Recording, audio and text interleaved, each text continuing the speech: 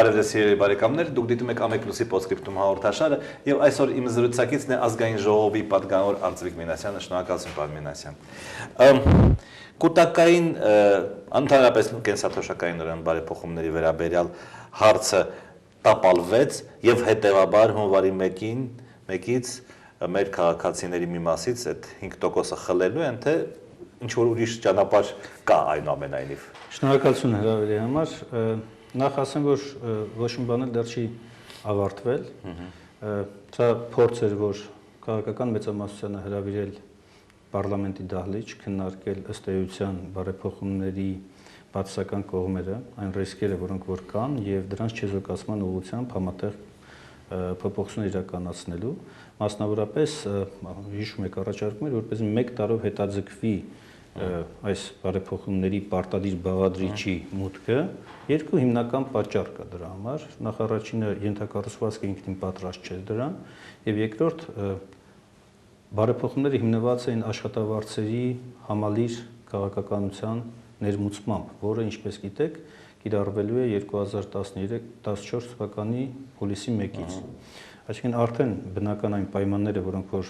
պետք է լինեին հիմքում դրված, դրանք պատճառ կարող են լինել, որպեսզի հետաձգվի։ Այսինքն դուք սկզբունքորեն դեմ չեք։ Մենք սկզբունքորեն դեմ ենք եւ հիմա կասեմ թե ինչու ենք դեմ, որովհետեւ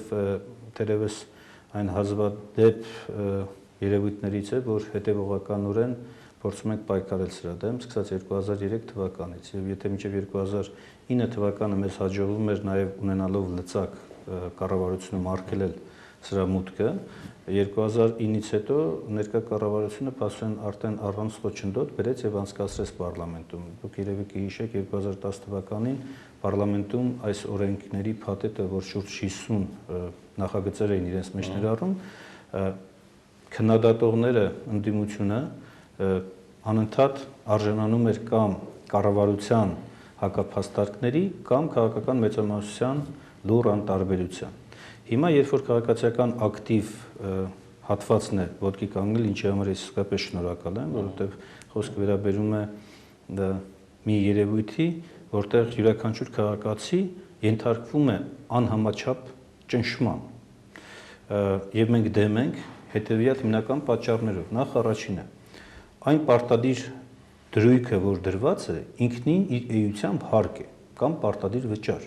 Իսկ դա պետք է լինի արդեն պետական որպես բյուջեի մուտք, այսինքն հանրային սեփականություն պետք է դառնա։ Եթե այդպես է, նշանակում է պատասխանատուն այդ փողերի պետք է լինի պետությունը, իդեմս կառավարության, այլ ոչ թե մասնավոր սեկտորը, եւ անգամ նույնիսկ եթե քաղաքացին պայմանագրային հարաբերությունների մեջ պետք է մտնի նրա հետ, դա պետք է լինի ազատ կամ քաղաքացու, այո, կամ արտահայտության հիման վրա, այլ ոչ թե պարտադրվող, որ գնացեք այսինչ անձի հետ պայմանագիրը կնքեք։ Կենտրոնական բանկի ներկայացուցիչներից եք իդեպ ինձ այս ստուդիայում ասաց, որ դա ոչ հարկ է, ոչ վճար է, դա ձեր փողերն են, դրանք շարունակում են մնալ ձեր փողերը, ինչ կասեք դրա։ Ակնհայտ է, որ դա իրավունքի հետ որևէ առնչություն չունի նման փաստարկը, որովհետև Սահմանադրությունը պարտավորեցնում է քաղաքացուն միայն վճարել հարկեր, տուրքեր եւ պարտադիր վճարներ երևույթները։ Եվ եթե սեփականության իրավունքի այլ սահմանափակում է տեղ ունենում, մասնավորապես, ասում է, որ դուք իրավունք չունեք այս գումարների այսքան մասը օգտագործել ձեր հայեցողությամբ, ապա դա պետք է լինի առնվազն հանրային կամ գերակա պետական շահի ներքո, իսկ դա նույնպես որոշակի կանոնների պետք է ենթարկվի։ Եվ ռիսկը այդ միջոցների օգտագործման ոչ թե պետք է թողնվի այդ դեպքում քաղաքացու վրա ամբողջությամբ, այլ պետությունը պետք է վերցնի իր վրա եւ կառավարի այդ գումարները, ինչը նաեւ նշանակում է, որ այդ գումարները պետք է տեղաբաշխվեն Հայաստանի տնտեսության մեջ, մինչդեռ առաջարկված մոդելի համաձայն գումարները տեղաբաշխվում են ֆինանսական շուկաներում։ Հիմա իրենք հայտարարում են, որ 40%-ը կարող է տեղաբաշխվել արտարժույթով, բայց դա այդպես չի, որովհետև մնացած 60%-ը ըստ օրենքի կարող է ներդրվել որևէ այլ ինվեստիցիոն հիմնադրամի մեջ Հայաստանում, որը իր ակտիվները կձևավորի արտասահմանյան արժեթղթերով, այսինքն նորից գումարը արտահոսում է Հայաստանից դեպի դուրս։ Ըստ էության այս գումարները տեղաբաշխվելու են Հայաստանից դուրս։ Այդ երկու ընկերությունները ընտրված են արդեն, ովքեր զբաղվելու են, եւ ասում են, որ նրանք հեղինակավոր ընկերություններ են եւ զբաղվում են եվրոպական մի շարք երկրների թոշակառուների փողերի ուրեմն այս տիրապետման պես։ Որևէ բան չունեմ այդ ընկերությունների մասին ասելու, առավել եւս որ ինֆորմացիան խիստ փակ է, բայց անգամ եթե լինեն գերհզոր ընկերություններ, դա չի նշանակում, որ պետությունը իր պատասխանատվությունը, իր պարտավորությունը պետք է իր վրայից գցի, հեռացնի։ Չէ՞ որ սոցիալական կյանքի պատասխանատուն, արժանապատիվ ծերության պատասխանատուն Հայաստանի Հանրապետության Սահմանադրության համաձայն պետությունն է։ Քաղաքացու համար այդպիսի պայմաններ ստեղծել է։ Մինչդեռ եթե մենք ասում ենք, որ մասնավոր սեկտորը ավելի լավ է կառավարելու, քան պետությունը կամ պետական մարմինը, ստացվում է մենք նսեմացնում ենք պետական ինստիտուտը, պետական իշխանություններին։ Դեպքում ավելի լավ չի կառավարումն էլ հանձնենք օտարերկրյա կազմակերպության, ասենք կառավարության փոխարեն հրավիրենք մի X խոշորագույն ընկերություն, ասենք կառավարեք մեր երկիրը։ Բայց սա անտրամաբանական է, չէ՞, դա հակապետական, հակաժողովրդավարական մոտեցում է։ Ես միտեղ կարդացի, որ կարծես սոցիալնախարարության պաշտոնյաներից մեկը ասել է, որ այս բողոքների հետևում կանգնած են խոշոր ընկերությունները։ Ես լավ չեմ բռնեցի, թե ինչու են խոշոր ընկերությունները դրա դեմ բողոքում, բայց ինչ կասեք այդ մեղադրանքի վերաբերյալ։ Այդ թեզին ես ծանոթ եմ։ Խոսքը նրա մասին է, որ այլ երկրներում, երբ որ փոփոխություններ են տեղի ունեցել, հիմնականում խոշոր ընկերությունները տվյալ երկրների իրենց մասնավոր կենսաթոշակային հիմնադրամներն են ստեղծել, որովհետև իրենք են վճարում այդ միջոցները, եւ այդ միջոցները ավելի լավ իրենք կարողանան կառավարել, որպեսզի թե իրենց աշխատակիցների բարեկեցությունը հոգան, եւ թե նաեւ ընկերությունը զարգացում ապրի ունենա։ Այս կոնցեպցիան է հավանաբար, որ ներթափանցել է մեր մոտ, բայց դա աբսուրդ է, այդպիսի բան չի կարող մեր իրականության մեջ լինել, շատ պարզ պատճառով։ Որևէ խոշոր կազմակերպություն Հայաստանի առաջարկված մոդելի պայմաններում որևէ ձևով ազդեցություն չունի այդ միջոցների վրա։ Մի կողմից սա, մյուս կողմից եթե լիներ կամավոր, այդ դեպքում կարող են իրենք կորպորատիվ փաթեթներով մտնել եւ կամավոր կենսաթոշակային որևէ կառավարիչի հետ պայմանագիր կնքեին։ Այսինքն ուզում եմ ասեմ, այն ինչ որ իրենք փորձում են առաջ քաշել, ընդամենը համակարգի թերությունները քողարկելու միջոց է, բացերը քողարկելու միջոց է։ Մի պարզ օրինակ բերեմ, օրենքների փաթեթը ճիշտ ընդունվել է 2010 թվականի դեկտեմբերին վերջնական դրսման, բայց այս 3 տարիների ընթացքում տասնյակ փոփոխություններ են տեղի ունեցել, իսկ սա նշանակում է, որ իրենք էլ չեն պատկերացնում համակարգի բացերը ինչքան են։ Ավելին, հիմա ներկայացուցիչներից մեկը իշխանության հայտարարում է, որ մինչև փետրվարի 20-ը քաղաքացիները ժամանակ ունեն ընտրելու կենսաթոշակային կառավարիչին։ Բայց դա այդպես չէ, որովհետև նույն կենսաթոշակային կൂട്ടակային կենսաթոշակների մասին օրենքի 86-րդ հոդվածի համաձայն, 3-րդ մասի, մինչև 2014 թվականի հունվարի 1-ը քաղաքացին պետք է ընտրի։ Այսինքն չեղած համակարգից նա պետք է ընտրի կառավարիչ։ Եվ եթե չի ընտրում, ապա համակարգչային ծրագրով ավտոմատ բաշխում է տեղի ունենում։ Եվ ինքը կարող է անդրադառնալ այդ կառավարիչին միայն 1 տարի հետո։ Այսինքն այստեղ էլ նաև սահմանափակում է դրված քաղաքացու ընտրության իրավունքի տեսակետից։ Եթե այդքան սահմանափակումներ մենք դնում ենք, տրամաբանական չէ այլևս, որ այս վճարը իրենք չեն համարում հարկ, ըստ էության հարկ։ Իսկ եթե հարկ է, ապա բերեք քննարկենք հարկային բեռը, որքանով է համաչափ բաշխված քաղաքացիների վրա, որքանով է պետությունը իբրև հանրային կյանքի համար պատասխանատու ինստիտուտ, որ քաղաքացիները ստեղծել են, պատասխան տալիս նաև այդ միջոցների ճիշտ եւ արդյունավետ օգտագործման համար։ Ռիսկերը այս համակարգից որ գալիս են, ֆինանսական շուկաներից են եւ 2008-9 թվականի ճգնաժամը ցույց տվեց, որ հսկայական ֆոնդեր պարզապես փուչիկի պես պայթեցին եւ Արգենտինան, որ հզոր որպես երկիր Հայաստանի հետ նույնիսկ անհամեմատելի, հետ քաշեց իր ֆոնդերը ամբողջությամբ եւ հետ գնաց իշխանական համակարգի։ Իդեպ Ռուսաստանում էլ տեղի ունեցավ դա վերջերս։ Ճիշտ է, Ռուսաստանն էլ հիմա ամբողջությամբ փոփոխությունների ենթարկում է իր համակարգը եւ ճիշտ է անում, որովհետեւ կենսաթոշակային միջոցները իրավունք չունեն ենթարկեցնել այդպիսի ֆինանսական շուկաների ռիսկերի։ Երկրորդ խոշոր ռիսկը աշխատաշուկայից է գալիս։ Կարծրացած հայաստանյան աշխատաշուկայում, երբ գործազուրկների բանակը չափազանց մեծ է, իսկ աշխատողների վրա նման բեռ դնելը նշանակում է թե գործատուի համար, թե աշխատողի համար փակել նոր աշխատատեղեր ստեղծելու եւ ավելի արտադրողական աշխատատեղեր ստեղծելու հնարավորությունը, առավել եւս երբ գումարները չեն տեղաբաշխվում Հայաստանում։ Հայաստանի խոշոր ենթակառուցվածքների միջին օրինակ ատոմակայանն է կամ էներգետիկ ոլորտի այլ ճյուղեր են կամ ճանապարհաշինությունն է, իսկ տեղեր, որտեղ որ Հայաստանի տնտեսության զարգացում։ Երրորդ կարևոր ռիսկը գալիս է մասնագիտական ոլորտից։ Չէ՞ որ սա պահանջում է նաև մասնագիտական գիտելիքներ ֆինանսական շուկայում։ Այս պորտֆելը ընտրել, այն պորտֆելը ընտրել, General Electric-ի թե General Motors-ի ակցիաներից է ճիշտ որ պորտֆելը ձևավորվի եւ այլն։ Սրանք մեր 200 թեկուզ իրենց հայտարարված այսօրվա վիճակով 250,000 քաղաքացիներից քանիսն են տիրապետում։ Ես կարծեմ 99.9% չի տիրապետում այս վիճակին։ Չորրորդ ռիսկը դեմոգրաֆիական բնույթի է։ Տեսեք, կառավարությունը վերցրել է հիմքում դրել է վատատեսական սցենարը Հայաստանի դեմոգրաֆիկ վիճակի, ասենք օրինակ 2050 թվականին 1.5 միլիոն բնակչության։ Եվ ելնելով դրանից իրականացրել է փոփոխությունները։ Արդյունքում, երբ որ մենք նայում ենք համակարգին, կառավարությունը գնում է դեպի այդ կանխատեսումն իրականացնելու քայլով։ Այսինքն մտածում է ոչ թե ժողովրդագրական վիճակը բարելավելու ուղղությամբ, այլ թե ինչպես անել, որպեսզի 1.5 միլիոնի պայմաններում այս ցուցանիշը լինի։ Եվ երեխա ունեցող կանանց մասով 3 տարվա, երբ որ խնամում է երեխային, այս ժամանակահատվածը չի համարվելու ըստ էության կൂട്ടակային վճարի համար ժամանակահատված, եւ փաստորեն կինը պետք է ընտրություն կատարի, ունենա երեխա, թե այսօրվա սոցիալ-տնտեսական պայմաններում մնա եւ աշխատի ինչ-որ տեղում։ Բնականաբար ավելի շատ կընտրի ինքը երկրորդ տարբերակը, որովհետեւ չունի այլ եկամուտներ։ Կենսաթոշակը պետք է շարունակի մնալ բաշխողական համակարգը։ Ոչ, մենք այստեղ այլընտրանք առաջարկել ենք եւ 2003 թվականից սկսած այդ այլընտրանքի գաղափարը առաջ են քաշում, պայմանական կൂട്ടակայինի գաղափարն է սա։ Էությունը հետեւյալն է. այո, որ յուրաքանչյուր սերունդ պետք է նաեւ արժանապատվորեն պահի իր նախորդ սերունդին, այս գաղափարը պետք է մնա որպես սերունդների համերաշխության մոտեցում։ Բայց այսօրվա համակարգի երկու բացասական բան կար գործող համակարգի։ Առաջինը, որ ով որքան վճարում է դրան համարժեք չի ստանում թոշակ, այլ ստանում է աշխատանքային ստաժից կախված, մենք ասում ենք, սա պետք է վերացվի, դրա համար գումարները, որոնք որ գալիս են պետական բյուջե, պայմանական հաշիվ է բացվում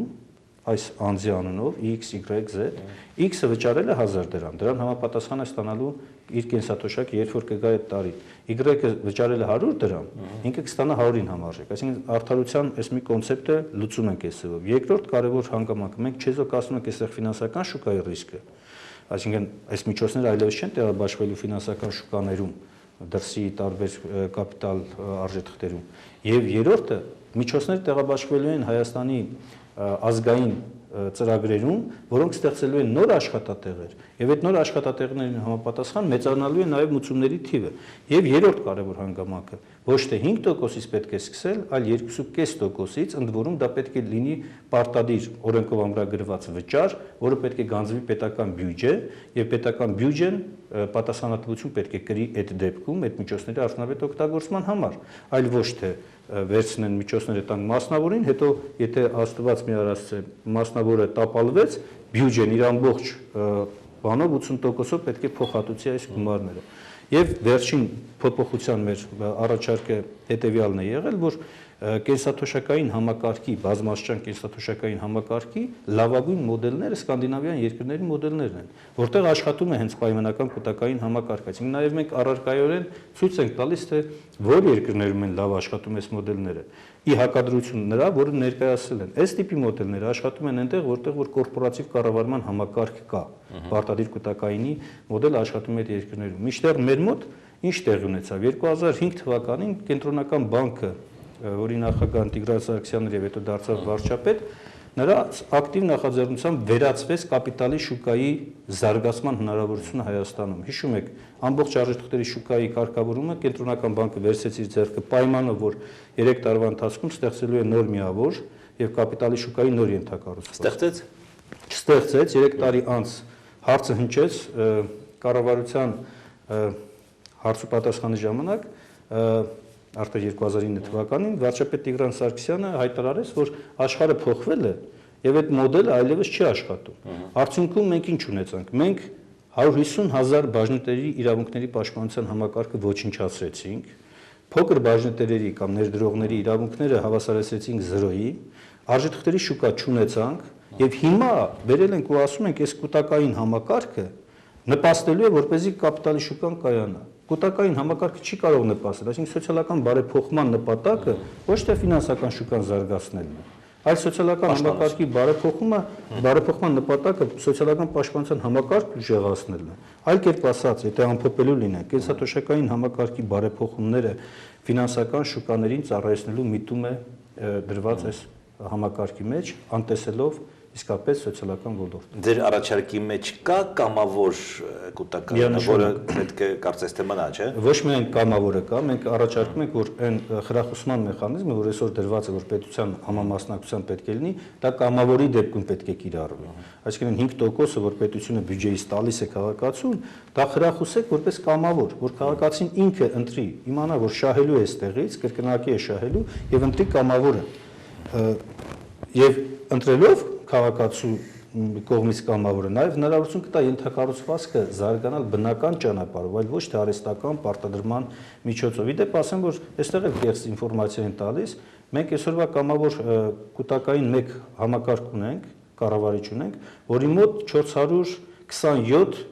անձ արդեն կամավոր ձևով վարում են։ 427-ի մեջ բնականաբար չկա այսօրվա այդ բարեփոխումների որևէ հեղինակի, որևէ մեկը չկա։ Այսինքն եթե համակարգը այդքան լավն է այսօրվա առաջարկված, ինչու դուք գոնե կամավոր չեք խրախուսում։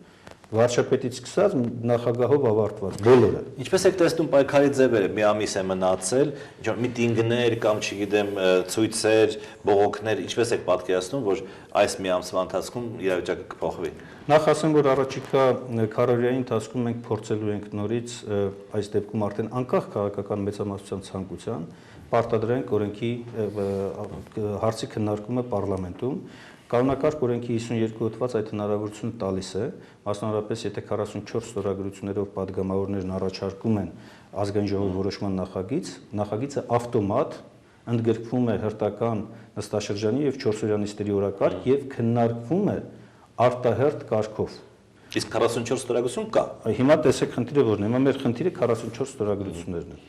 որովհետեւ նախորդը 44-ը մենք ճիշտ է հավաքեցինք, բայց տապալվեց, հիմա նոր պետք է հավաքենք 24 ժամվա ընթացքում։ Դրա համար մենք հիմա աշխատանքներ ենք տանում նաև մեր գործընկեր մյուս ֆրակցիաների հետ եւ նաև քաղաքացիական նախաձեռնությունն է ակտիվորեն մասնակցում, կարողանանք հավաքել 44 ստորագրությունը, որպեսզի պարտադրենք իշխանություններին անկախ իրենց ցանկությունից հարցը քննարկման առարկա դարձնել պարլամենտում։ Մի ուղղությունը սա է։ Երկրորդ ուղղությունը սահմանադրական բողոքարկումն է, որտեղ արդեն անհրաժեշտ է ոչ թե 44, այլ 27 ստորագրություն կամ MIP-ի միջոցով, Մարդու իրավունքների պաշտպանի գրասենյակի միջոցով սահմանադրական դատարան մտնելը,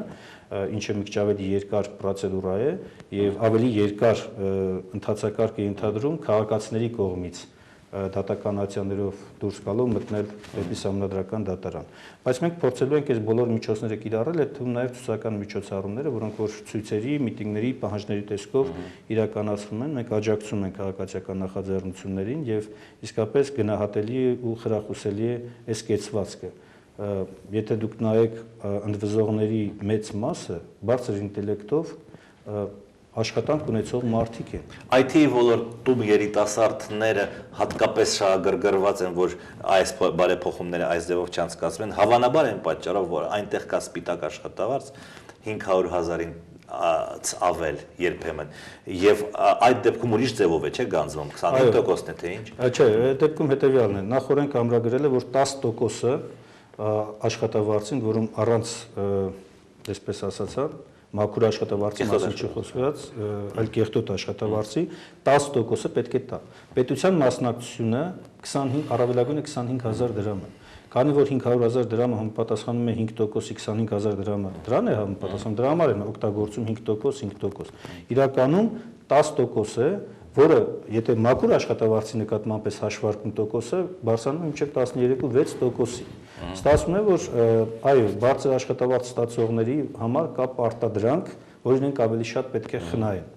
Եթե այդպիսի պարտադրանք կա, դա պետք է քննարկել նաև ընդհանուր հարկման քաղաքականության մեջ, չէ՞ որ 36% այսօր եկամտային հարկի առավելագույն դրույքաչափը Հայաստանում այդքան է։ Եթե մենք 36% նկատմամբ գումարում ենք միատել 13.6%, ստացվում է, որ Հայաստանում հարկային բեռը 50% է դառնում այս մարդկանց համար։ Սա իսկապես անարդար է դառնում, թեկուզ եւ իշքան էլ պնդեմ, որ դա ձեր միջոցներն է, հետագայում կվերցնեք, դուք կօգտագործեք եւ այլն։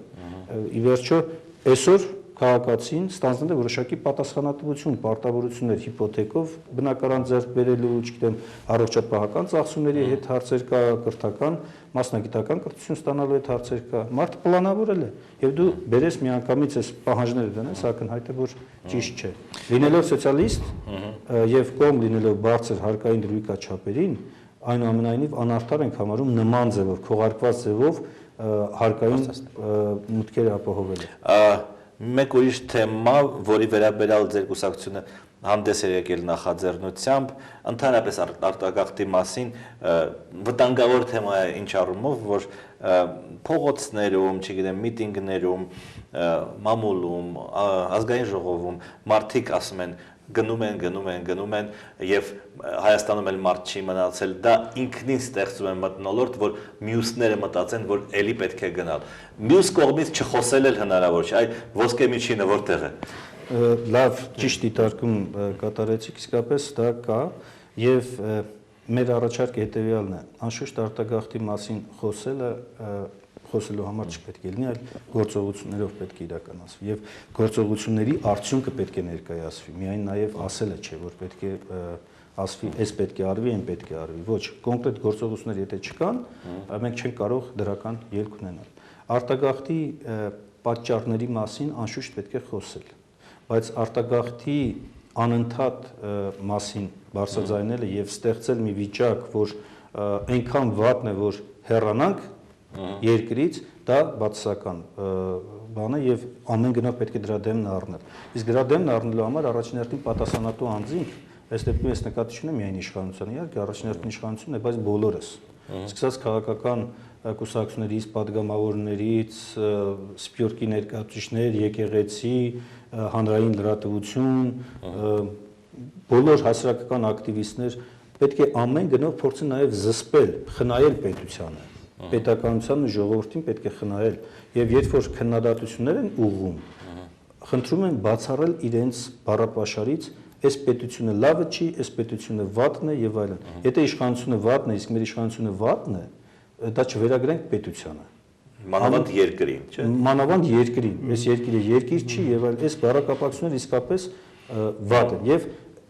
ցավում եմ, որ նմանատիպ գնահատականներ գալիս են նաև իշխանության կողմից։ Երբ որ քննադատում ես իշխանության վարկագիծը,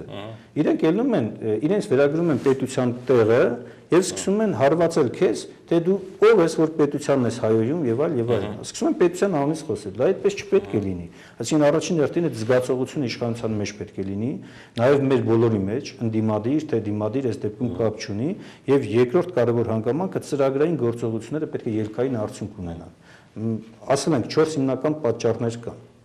Աշխատատեղերի բացակայություն, բավարար վարձատրություն, արտարադատության նկատմամբ սասանված հավատ եւ անվտանգության նկատմամբ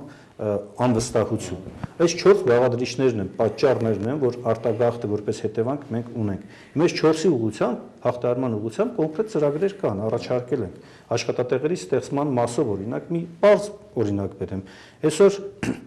երբ քննարկում ենք 2014 թվականի բյուջեն, 21 միլիարդ դրամ նախատեսված է շրջանառության հարկի եւ արտոնագրային վճարի համար միայն մուտք։ Միշտեղ այստեղ գործում է շուրջ 80,000 սուբյեկտ, որից 55,000-ը շրջանառությամբ է, 25-ը արտոնագրային վճար։ 21 միլիարդ դրամի մուտքից, եթե մենք հրաժարվենք առաջիկա 3 տարիների համար եւ հնարավորություն տանք այս սուբյեկտներին հանգիստ աշխատելու, շփվելու, հարկային չթողենք մտնի որպեսզի կեղեքի, այս 80,000 սուբյեկտը ամեն մեկը 1-ից մինչև 1.5 միջին հաշվով աշխատատեղ է ստեղծում։ Այսինքն մենք կարող ենք 120-150,000 աշխատատեղ միայն այս մի պարզ գործողության արդյունքում ունենալ երկրում։ Հրաժարվել մուտքերից աշխատատեղերի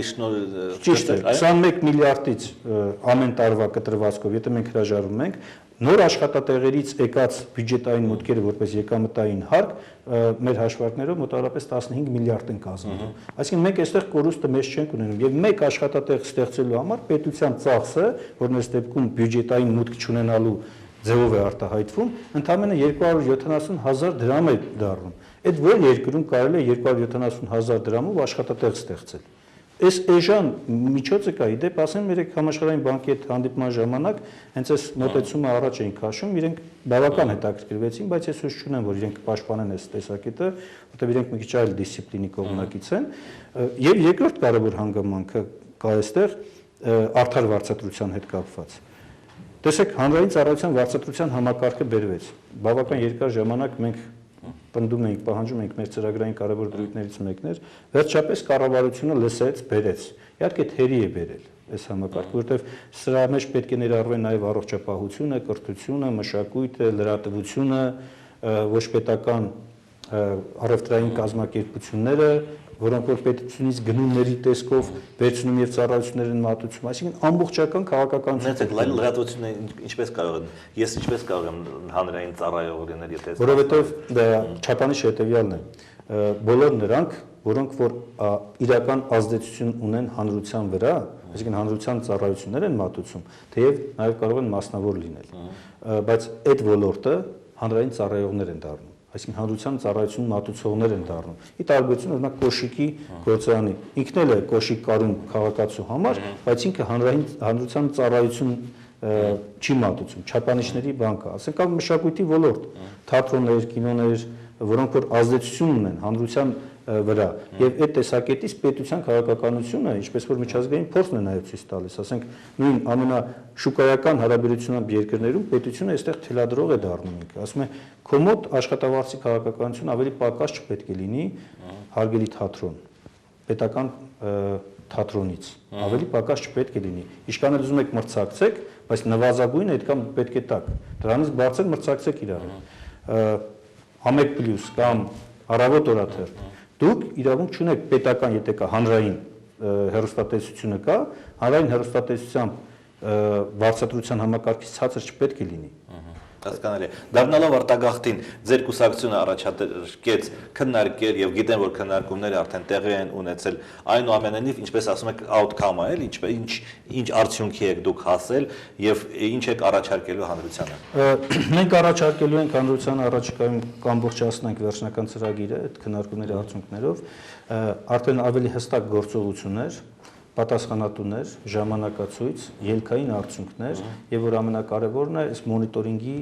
հանձնաժողով, որտեղ պետք է ներգրավեն բոլոր սուբյեկտները, ովքեր որ ծրագրի կատարման համար պատասխանատվություն ոչ կուսակցությունները իրենք պետք է մասնակցեն այնքանով, որքանով որ պետք է ապահովեն իրենց դրույթների կատարումը։ Օրինակ, մենք այնտեղ ունենք բազմաթիվ քարոզչության հետ կապված առաջարկներ, պահանջներ, իրենք պետք է բացառեն իրենց բառապաշարի մեջ, ինչպես նշեցինք, երկիրը, պետությունը, ժողովուրդը ոչնչացնելու քարոզչությունը։ Ինչքան էլ դա ցանկալի լինի իրենց նեղ կուսակցական ցանկության կամ քաղաքական խնդիրների, պետք է կարողանան զսպել իրենց մեջ այդ գործողությունները։ Նաև իշխանությունների մասնակցությունը այստեղ պետք է լինի խիստ սահմանափակ, հիմնականում մոնիտորինգի համակարգը պետք է լինի հասարակական վերահսկողության տակ եւ հասարակությունը պետք է թելադրի իդեմ այս քաղաքացիական հասարակության սեկտորի, լրատվության միջոցների եւ այլ։ Եվ մի կարևոր հանգամանք կա, օրինակ կառավարությունը արտագաղթի ծրագրի մի քանի ուղղություններ վերցրել է, փորձում է իրականացնել, իհարկե թերի է կատարում, բայց իրականացնում է։ Մենք մտադիր ենք նաև այս ուղղությամբ հստակեցնել, որ որոնք են նվազագույն պահանջները, որոնք պետք է կատարվեն, եւ որոնք են նրանք, որ կարող են միջնաժամկետում, երկարաժամկետ հեռանկարներում գործողություններ դիտարկվել։ Կառավարման համակարգի տեսակետից շատ հնարավոր է, որ մենք անկեն եզրակացությանը, որ արտագաղթի ծրագրի կատարման առաջին նախապայմանը պետք է լինի նոր կառավարության կազմավորումը։ Այսինքն վստահություն ներշնչող հասարակության բոլոր շերտերից պրոֆեսիոնալիզմի, հասարակության մոտ վստահություն վայելող անձանց մասնակցություն։ Դա խելքի նոտիկ է իդեր, որովհետև կառավարության նկատմամբ անվստահությունը ինչպես նաև իրավապահ մարմինների պատճառներից մեկն է հավանաբար, չէ՞։ Ճիշտ է, միանշանակ, որովհետև դա հենց 4-րդ պատճառներից մեկն է, երրորդ պատճառներից արտարադատության նկատմամբ հավատի բացակայություն։ Այսօրվա դատական համակարգը ինքնին ծնում է անվստահություն։ Քաղաքացին չի հավատում մեր դատարաններին, մինչդեռ սահմանադրությամբ ամրագրված արտարադատության իրականացման միակ մարմինը ինքը, որն է անկախ դատական համակարգի ստեղծման կարևոր գաղափարը։ Մենք օրինակ մի օրինակ բերեմ, որ ավելի բարձ լինի այստեղ, տնտեսական վեճերի մասով առաջարկում ենք միջազգային արբիտրաժի ինստիտուտի ուժեղացում։ Այսինքն պատկերացրեք մի անգլիացի դատավոր, եթե տնտեսական վեճերի մասով հնարավորություն ունենա այստեղ կայացնի վճիռ եւ այդ վճիռը դառնա պարտադիր, մեր ընդհանուր իրավասության դատարանները կամ վարչական դատարանները այլևս չեն կարող այսօրվա վիճակում մնալ, նրանք ուզեն թե չուզեն, պետք է մրցակցեն այս դատական ինստիտուտի հետ, որովհետև սրա վճիռները եթե արդար են լինում եւ կատարման ենթակա են լինում, նրանք չեն կարող նույն պայմաններում, նույն հանգամանքներում այլ վճիռներ կայացնել։ Այսպիսի բազմաթիվ հետաքրքիր Երբ գաղափարներ է կան։ այս վերջնական արդյունքը Մենք հրապարակվել։ ակնկալում ենք, որ նոյեմբերի վերջին մինչև կունենանք վերջնական մի տարբերակ։ Մեր կուսակցությունում ստեղծվել է նոր նաև հանձնախումբ, որը կվերամշակի այս առաջարկությունների իման վրա, որտեղ բազմաթիվ են եղել առաջարկությունները, թե մասնագիտական հատվածից, թե հանրային սեկտորից, եւ թե նաև այլ քաղաքական կուսակցությունների կողմից առանձին առաջարկներ եղել են։ Հուսանք, որ սա կդառնա իսկապես այն ծրագիրը, որը կուսակցական պատկանելիություն չի ունենա, նպատակաուղղված կլինի բոլորին համախմբելու այս գաղափարների շուրջ եւ երկիրը դուրս կբերի այսօրվա ստեղծված մի վիճակից, երբ որ անվստահությունը իշխանությունների նկատմամբ ծնում է նաեւ արտագաղթի ցանկություն։ Շնորհակալություն։ Սիրելի բարեկամներ, իմ զրուցակիցներ ազգային ժողովի պատգամավոր Արծվիկ Մինասյանը, մենք կհանդիպենք երկուշաբթի օրը, ստեսություն։